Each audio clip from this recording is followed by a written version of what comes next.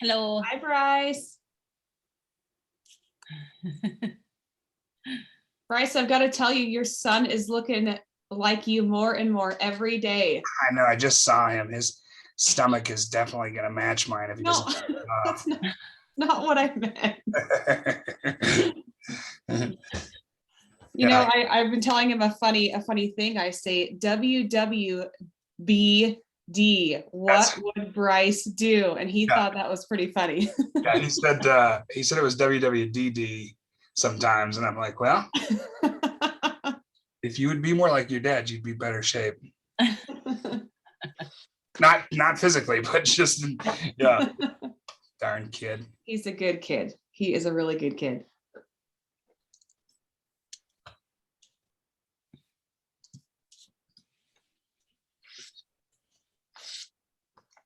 Okay, do we have one restaurant here?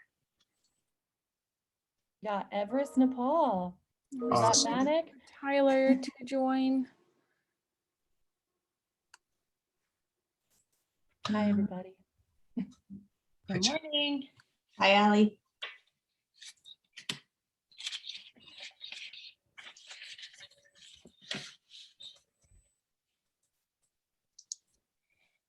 Allie, do you have others coming today?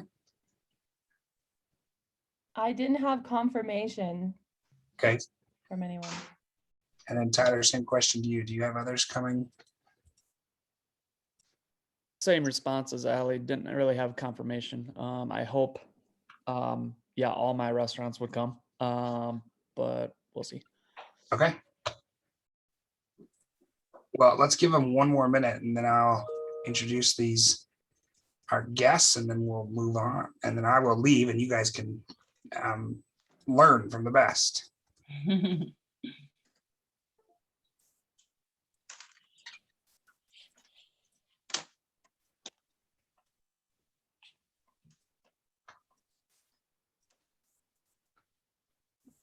Tyler, your house looks like a beach house. Every different angle, it's like a different place. I switched it up today. I live It's in a little Waffle game I'm House. playing with you guys. You do live in a Waffle House. I love your ceiling. It is. It's like, cool looking. It's so different. Yeah. Hey, thanks. She was It's talking not a to beach. It's not a beach house, Allie. I barely have a yard. Not with this weather. It's cold here in Fort Collins. I'm not sure where you all are, but it's cold and wintry again. Yeah, it's a little chilly up here. It's supposed to snow tomorrow. Yep. We And got then a little bit. We got maybe, I don't know, maybe an inch. I don't know if it's that. Did you get that much though? Okay. Yeah. Yeah. We got some coverage out there. Cool. We did not. I was loving the rain this morning, though. Yeah, we need it. We need it for That was sure. great. Well, Allie, why don't you introduce your guest, and then I will introduce our speakers, and we'll get going. Well, Manik is the owner of Nepal Restaurant, which just opened a second location during COVID, Everest, Nepal. One of the longest standing restaurants in Glenwood Springs. And I just spoke with him on the phone, so it was either him or his niece that's joining us. Cool. Okay, I hope he can hear us, or he or her, I guess. Yes. Yeah. I think they're on. Well, no, they're not on mute. So if you can hear us, just make sure that we're good to go there if you can. Hey, can you guys hear me? Yes, we can. Oh, okay. Hi, I'm Eureka. I'm his niece. So I'm sitting in for him. I didn't know what to say because I wasn't sure if I had a microphone in front of me. I'm using his computer. So Perfect. Well, Eureka, I want to introduce you to Tiffany and Lauren. They are restaurateurs in the same business that you guys are in.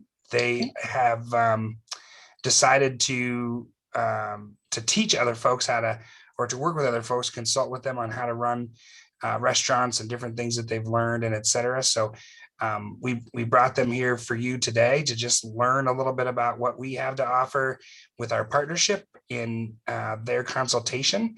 And so I think this is going to be really good for you. So thanks for joining.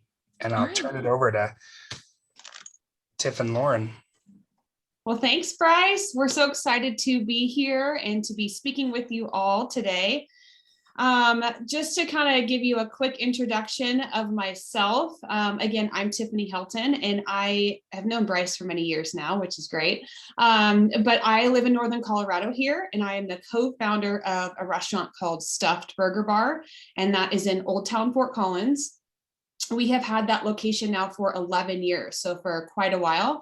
And then we have gone on to open up a brewery called Lonesome Buck Brewery with locations in Windsor and Greeley, Colorado. So I have my hands full. I also have 2 little boys. I'm married with 2 little boys, so you won't see one running in today, but they are active and they are wonderful. So I'm a full-time mom. And then during this COVID kind of shutdown time, my partner on here, Lauren, and I have developed Online Restaurant Academy.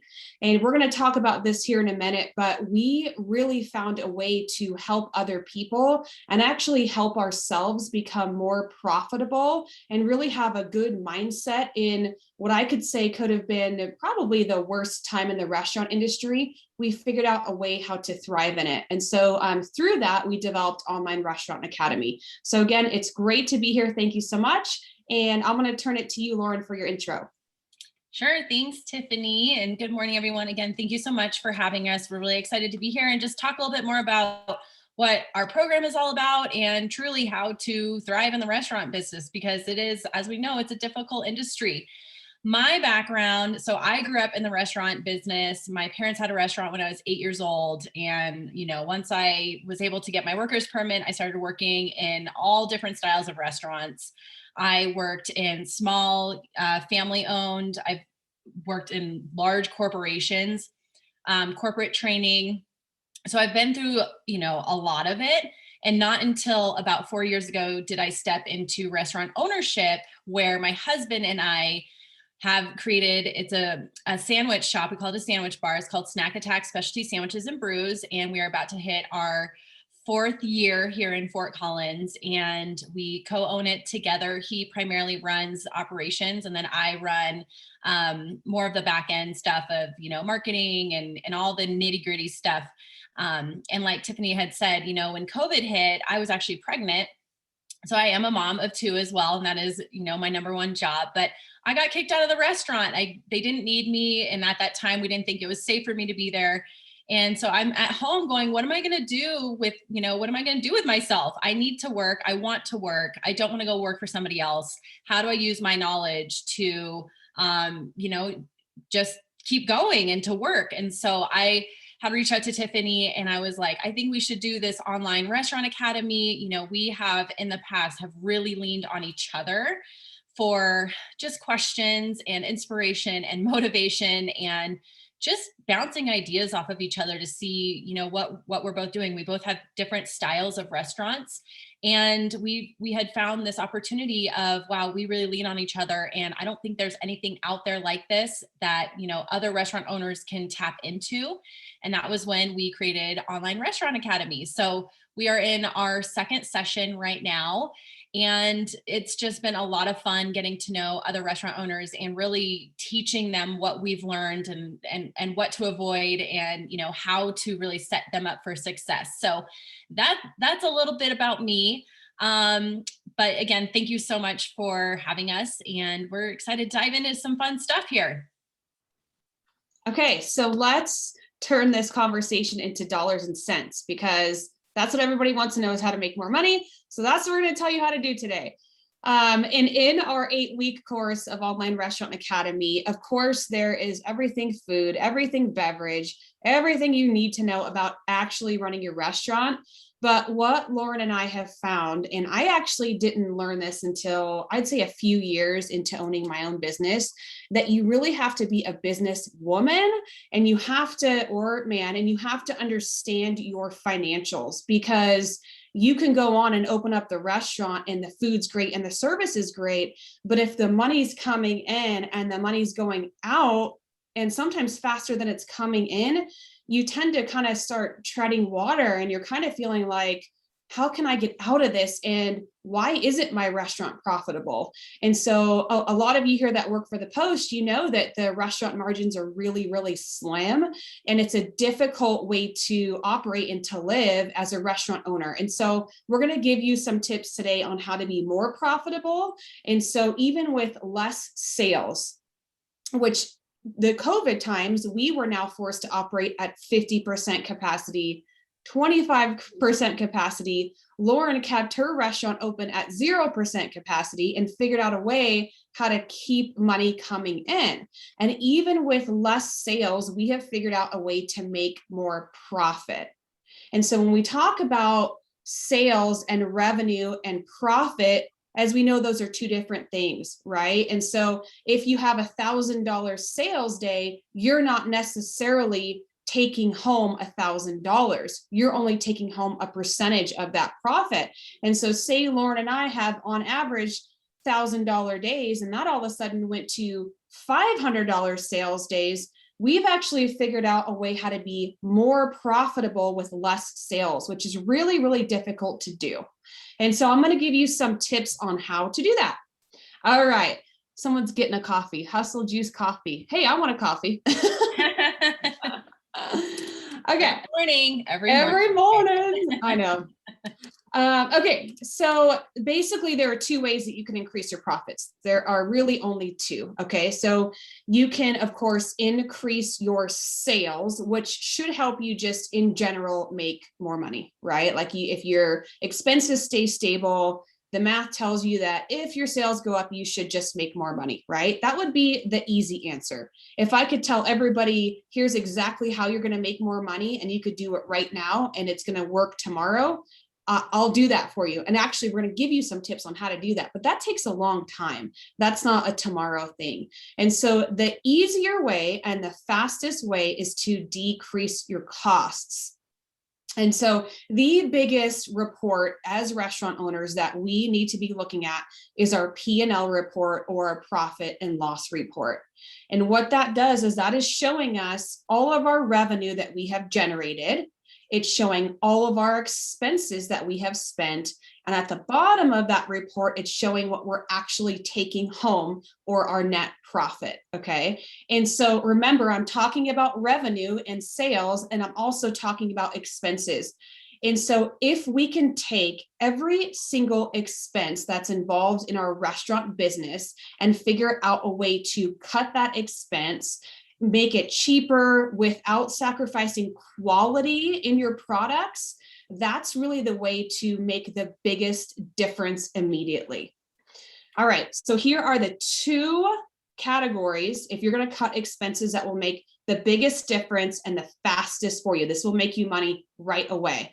And that would be your labor cost, so all of your wages, and it's going to be your food cost. So those are the two biggest expenses in your restaurant business by far. The best way to keep an eye on your labor costs is to keep track of your labor costs weekly. So you should have a document that you are budgeting your labor costs and you're using that to schedule your staff. Say on average, your restaurant sells $20,000 a week. You should know how much you're allotted to spend on that labor. So on the front end, remember you're budgeting for your schedule. And then I want you to follow up. So after that week goes by, I want you to analyze how you did. Did you hit your budget or did you come under your budget? All right. So analyzing that labor is huge. The other thing that you can do, like I said, is you can tackle that food cost. All right. So again, if you're in the industry, you know what food cost means. So that is the cost of your raw ingredients or your food. All right. So I'm going to give you 2 tips on how to get that food cost down. All right. The first tip's going to be, are you, first of all, charging enough for your products?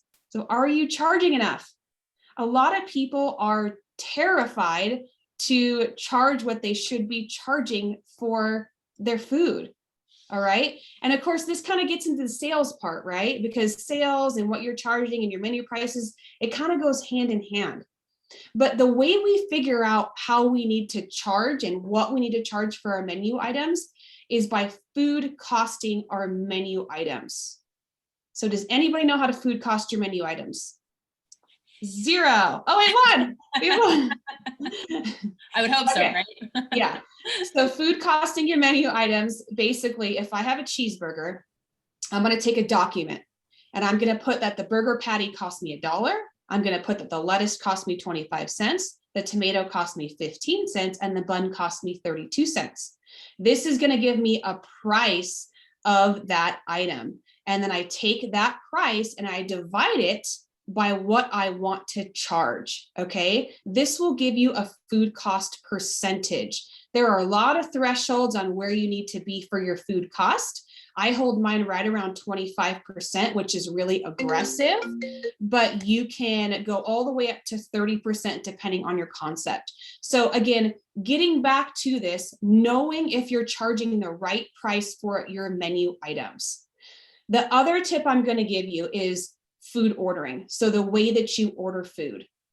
So typically we order our food from Sysco or US Foods, right? So they are our food purveyors. They drop ship food to us, okay? So the biggest thing that I do, and I do this every week, is I price compare. So let's say for my one burger restaurant, I need 2 cases of tomatoes, 8 cases of fries, 20 cases of burgers, right? So I take those, what I need, my order and those ingredients, and I look at Sysco's pricing for the week, and I look at US Foods pricing for the week, and I order from whoever has the lower price. So it's price comparing. Your food vendor does not want you to do this. They don't, right? But do you know how much money this saves me over a year's time span? It's thousands of dollars. Now, the only thing with this is you cannot sacrifice quality. So I have a proprietary burger patty that I will never, never, never order from a different vendor. That's the patty I use. That's what makes us famous. That's why people come back. But if we're talking about produce, you know, tomatoes are tomatoes. You've got a number 1 tomato, a number 2 tomato, but as long as the quality is the same, sometimes the way that US Foods purchases their tomatoes from the farm, they're getting a deal. So this week I'm getting a deal as well. Okay. So those are the 2 biggest tips that I can tell you to immediately put more money in your pocket would be to look at that food cost and look at that labor cost. Do you guys have any questions on that at all? It's a lot. And if you're not in the restaurant industry, it's giving you like an insight on how we operate and how we deal with those expenses. So, okay. So those prices, they can update day to day when ordering from your vendors? They can update day to day, but they typically update weekly. So you should have a set date. I know mine update on Sundays. And so I know when I log into my account every Sunday, I can do that comparison on Sundays because they both change on Sunday. And if you try to do it every day, you can do that. It also, how much time do you have to spend on it? You know, if you get 2, we call them drops a week or deliveries a week, and you have the time to invest in comparing twice a week, that's great. But as we know in the restaurant industry, time is money. And half the time when we're trying to do some book work, somebody's at the front door and somebody's coming in to sell you beer and an employee needs you. So, you know, I recommend at least once a week to do it. And if you can do it twice, that's great. Can I add something, Tiff? Yeah. So kind of extending on what you're saying, even analyzing after you're purchasing your goods, right? Because you may think that's what you paid for it and like that's what you did, but in the kitchen, is there waste going on? Is there theft going on? You know, what did the product come in bad and we didn't notice it? So within that, there's a lot of other steps that you need to go through, but then also analyzing your food cost and even your labor cost on like a quarterly basis so that you can really hone in on what is your true food cost, right? Because if, let's say you get a case of lettuce and half of it was bad, you're going to most likely, you should be reaching out and asking for a credit on those goods because they came in bad. But what if your staff didn't tell you that and they threw it in the trash, right? So you may think you're paying a price for something when in turn, half of that is in the trash and you're like, why is my food cost so high? So there's lots of little tricks and tips and processes to put into place to make sure that you are staying on top of even just those dollars, those cents and dollars that over a quarter's period will absolutely add up, and it will fluctuate and it'll throw off your food cost. And when we're good about keeping an eye on our expenses, it opens the door to new things for us, right? And so as that net profit increases, can we spend more money on marketing? Can we retain staff? So all the things that we want to do that's actually going to grow our business. And sometimes as restaurant owners, we don't know how to become more profitable. And like I said in the beginning, we get stuck in this hole of, we're just sort of surviving and we're not thriving. And so you've got to figure out a way how to thrive and not just survive. Okay, so we talked about how to keep those expenses down. I know we only have a half hour, and Lauren and I could take you through 8 weeks of this. But now the fun part. So let's talk about how we increase our sales. So Lauren, if you want to start talking about sales, this is the fun part. Yes, love it. I love it. Marketing is definitely one of my passions, and that's why I handle that in our business. And I will say that is the one of the many reasons, but one of the top reasons of why we were successful in our business. So we jumped in head first into a very concentrated restaurant market in Fort Collins. We didn't know anybody. Okay, so we had no community from when we opened our doors, but the power of marketing and community partnerships and promotions, online presence, all these things that fall into marketing is the reason why we were able to succeed. So there's lots of things you can do in marketing, right? So first and foremost, I think right now, because we are in COVID, you have to make sure that your online presence is there, right? It is so important to have all of your website information updated, to have your Google business page updated, to have social media pages that are not current, but also active, right? You need to be active. You need to be engaging in this online community because, as you know, we're still in COVID and not everybody is in person. This also goes into partnerships, specifically with newspapers and partnering with promotions. People still do read the newspaper. People still do read magazines. It may be a different market, but it is still important to be in all of these different avenues and doing advertising. You just need to figure out what's right for your business.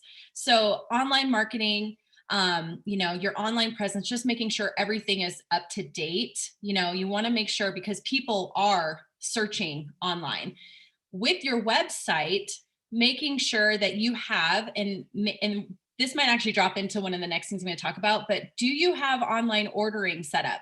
Do you have your gift cards available online? Do you have delivery set up?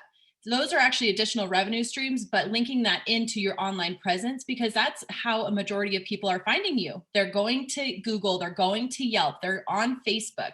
So making sure you are engaging with your community there, because it will draw people in. Talking about social media and how you can actually gain business from social media.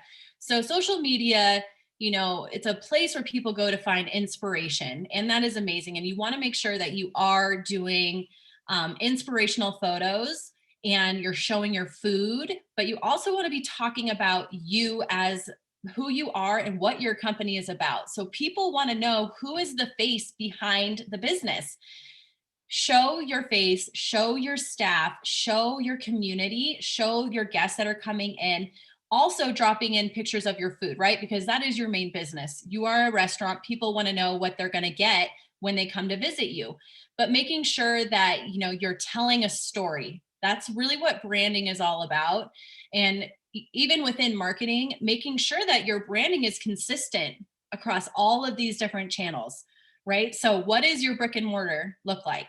You need to create that same presence online, on your website, through your social media pages, Facebook, Instagram, Snapchat, TikTok, whatever you're doing, because you want to make sure that people, when they see you in all those different platforms, that it makes sense, that they know who you are. So that's really important. Just making sure everything is, consistent and clear and cohesive. We talk about that a lot, cohesiveness in your online presence.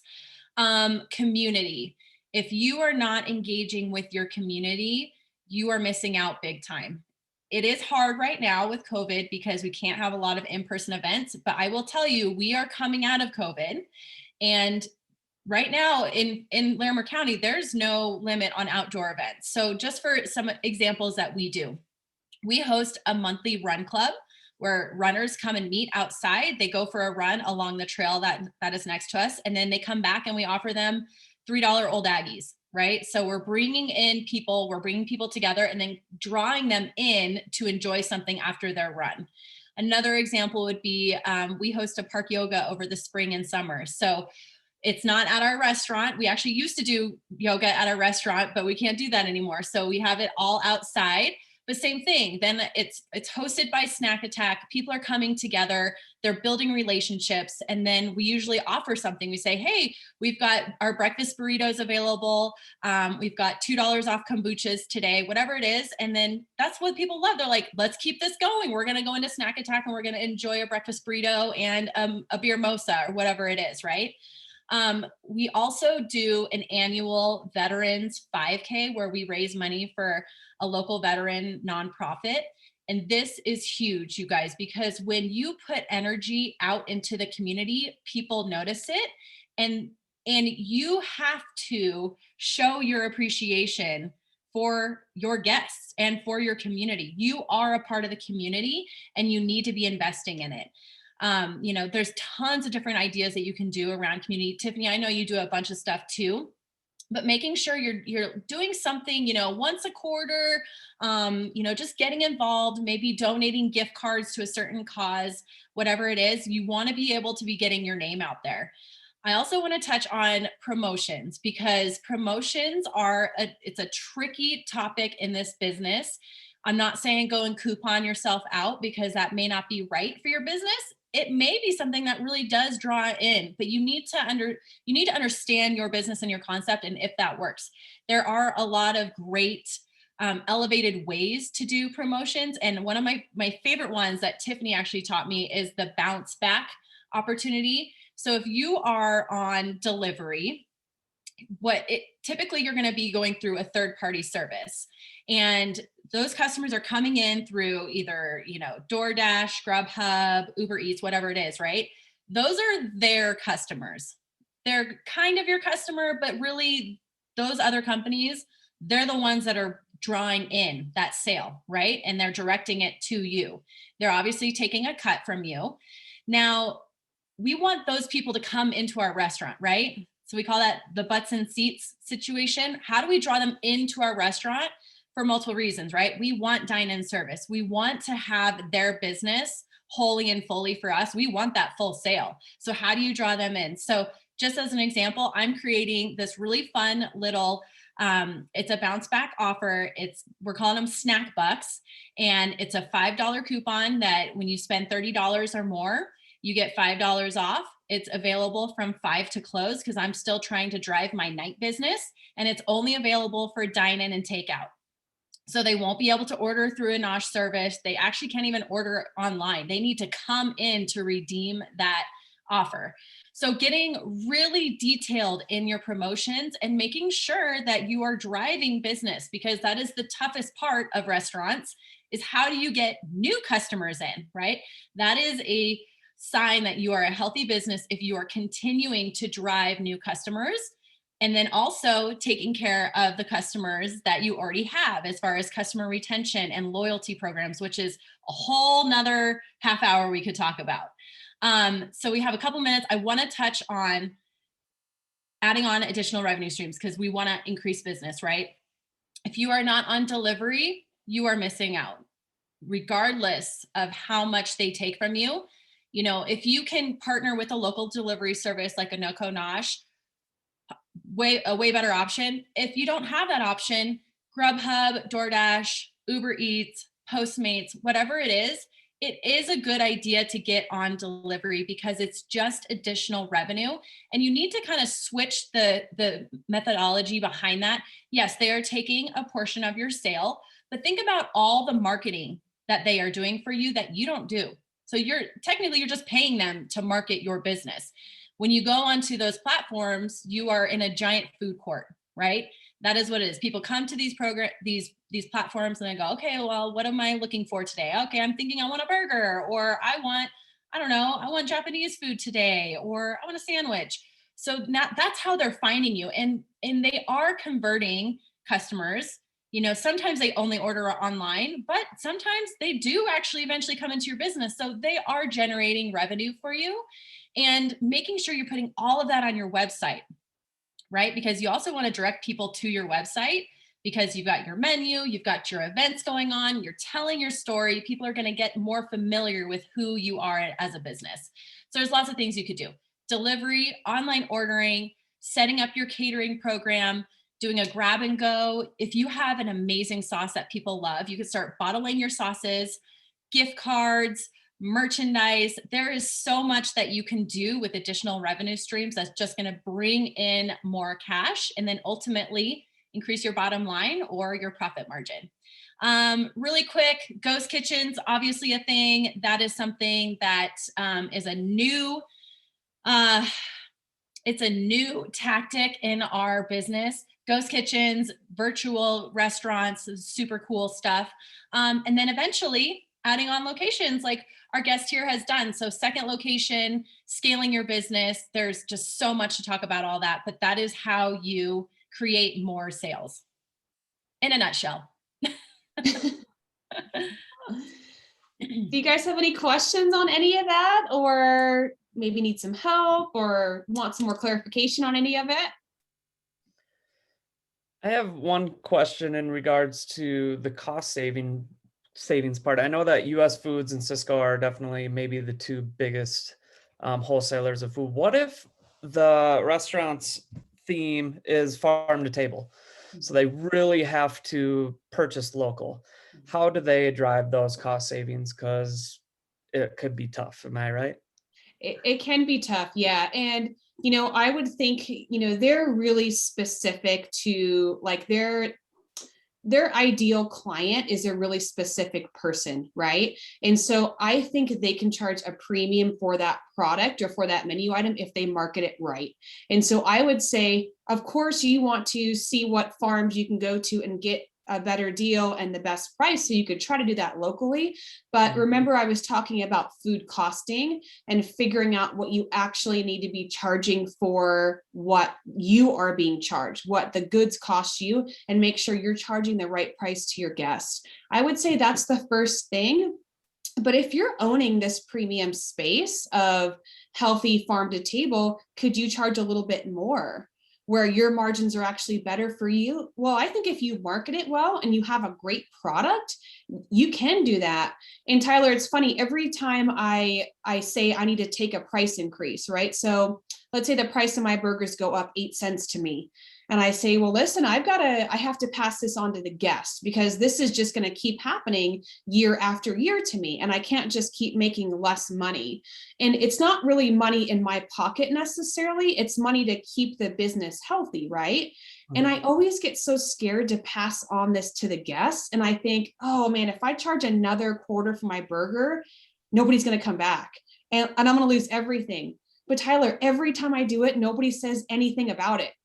Right. And so then I go, am I mad at myself right now for not doing this earlier, because maybe I was, too inexpensive, right? Or did I do it at the right time? And this is great and it's perfect. But I never had anybody say anything. And I think that if they do, you probably went too much to the extreme and you're really charging too much. But again, I think if you keep those costs in line, that would be the first thing. And then see what your competitors are doing. If you're a farm to table, is there a farm to table within 10 miles, 20 miles, 30 miles of you? And really see what they're charging. Because if they seem like a successful restaurant, they're busy and they're commanding a premium for their product, you can really get to that space as well. Absolutely. Yeah. Thank you. You're welcome. Does anybody have any other questions at all?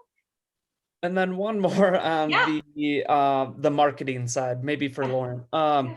As far as digital marketing or a local newspaper, do you have any success stories either with your own restaurant, or do you have any tips for some of the local restaurants to really figure out what works and what doesn't? Sure. Does So that question make sense? yeah, definitely. So, with print versus online, it can get kind of tricky, right? Because there's definitely certain people that are more print driven. There's a lot more people that are online. There are opportunities in both. And I think what you need to do is, some things will work for certain businesses, and you just got to, sometimes it's a trial and error to see what really works and the type of message that you're putting out. I will tell you one thing that is super, super successful that I have seen success with every single business that have done this is those online social media giveaways where you either do it yourself or you partner up with another restaurant or a group of restaurants or a social media influencer. And they go, okay, so, it's the tag your friend thing where you go, we're giving away 2 $50 gift cards. Tag 3 people, like our pages. So not only are you driving your social media presence by getting more followers, because that's what you want, right? You want more eyes on your business. And then you're also giving away a gift card to get somebody to come in. And to me, giving away a $50 gift card is invaluable because now I've got somebody in my restaurant experiencing it, right? It's on the house for us. It is actually a very low investment when you think about the actual cost that's going out. But now if you hit that, if that experience is a home run, you have a new customer or you have 2 new customers. And the trickle effect of the word of mouth, the power behind word of mouth, again, is invaluable because, and we see this all the time, when we have a new customer come in and they have a great experience, 2 or 3 days later, they're coming in with a friend. And then we see that friend, they bring in another. So the trickle effect of just getting one person in, on the house or 2 people in on the house drives so much more business. And then it just from there, right? Word of mouth just starts to spread. So that is one thing we always suggest to do are those social media giveaways. They're really great, super successful.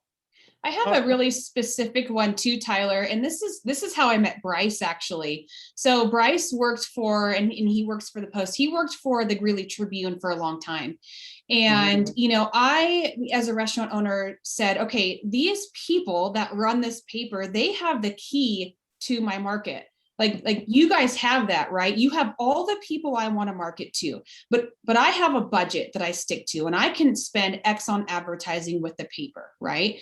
So what I really tried to do is I really tried to get involved. And this is kind of where the community piece, really ties in. So Bryce with the Tribune and myself, Lonesome Buck, we teamed up together and we held a beer dinner. Right. And so what that was is they were charging tickets to their customers, which that was my clientele. And then I was providing this amazing VIP, really unique dinner. And I got to expose all of these new people that were my clientele that I wouldn't have access to if it wasn't for the paper. I would have, I can advertise to them, but they were like really specific people that I really wanted to get in front of. And that partnership was amazing.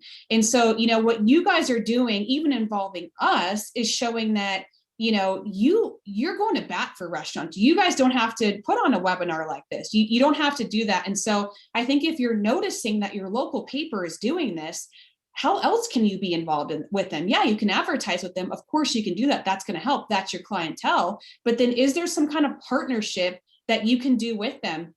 And I promise you, if you're listening right now, these people that are, that are working for the paper, they have ideas, and ask them, hey, can we think outside the box? Like, I know that we have this typical ad that you want to do and you want me to invest in, but can we think outside the box? And I promise you, they will find something for you. And it is super valuable. So just those community partnerships, it's not necessarily always what you think it's going to be, but if you opened your mind and opened the doors to that, there's a lot of possibility. And that's how I'm here today, is through a newspaper partnership. So it really does work. Mhm. And also, Tiff, I mean, think about that dinner that we did, the New Year's Eve dinner through the Coloradoan. Same thing. Same thing. It was, Yeah. and it truly is just not hindering yourself from creating something that is maybe a little bit different. And Mhm. that's what's actually going to catch the attention, is doing something different and not just thinking of it as just an ad. You know, it is, every time we go into a partnership, we really make it clear that this is a partnership. We're coming together. We're going to share ideas. We're going to do something that's great for the community. And it's always a hit, no matter if it's print, online, whatever it is, there, the possibilities are truly endless. Mhm. I like what you say about you have two audiences. You can touch on the post-independence audience and then your audience, and you bring them together. Mhm. And it's a good story to tell. It's outside the box thinking. It's not just a print ad. Now Mhm. you're drawing in an event or an experience that people are going to talk about, and you're gathering those two audiences that you might not have. So thank Yeah. you for those answers. Yeah, thank you. And it was fun too. Right. Cool. Anything else, you guys? Guys and gals? That's it? I think Tyler asked all the questions that I wanted to know about, but I'm very new to, well, since I'm his niece, or Manik's niece, I'm kind of very new to the restaurant business, and he's kind of teaching me management. And the second business is in a newer community, and we're trying to do everything that you guys are talking about. You know, how do we, especially cost management. It's the second location, we're paying a lot more because it's like an outdoor restaurant retail area. So it's a lot to think about, and I guess we really got some good answers, or information from you guys, and thank you. And I've been talking with Manic about, I work with the local delivery service. They deliver exclusively from Glenwood Springs restaurants to Glenwood Springs addresses. Oh, So it's not like Uber Eats. It's a really small business, and that's her whole goal, is just to support small businesses. So we've been working on getting that delivery system going That's in awesome. Everest. Mhm. So Yay. that's going to be a good boost. Yeah. Yeah, it definitely is. I think restaurants can get a little scared that, it costs this much, but you have to flip your thinking around that. Like, yeah, it does cost, but think about the revenue it's generating and the work that they're doing for you. I'll pay 20% for somebody to market my business online on a completely different platform. And they've got more marketing power, right? And some of these brands are national brands. So they're doing ads, TV ads that we wouldn't be able to afford. So you have to kind of switch and think about the pros rather than the cons, right? What is that cost? What is that valued at for you? And that's definitely an idea, because that's been some feedback is, why would I spend 20-30% per delivery when someone who's ordering delivery, they're going to order it elsewhere if they can't order it through you. They're going to order a pizza or, a McDonald's who has a home delivery service now, but most people, especially in this Glenwood Springs culture, there's a lot of drive to support local, but everyone's gotten lazier and more comfortable at home. Mm-hmm. So if you don't have the option to send food to someone's door, then they're just going to go somewhere else. Mm-hmm. Exactly. You want to get in on that market share, because that is where this industry is going, and the delivery stuff, it's not stopping.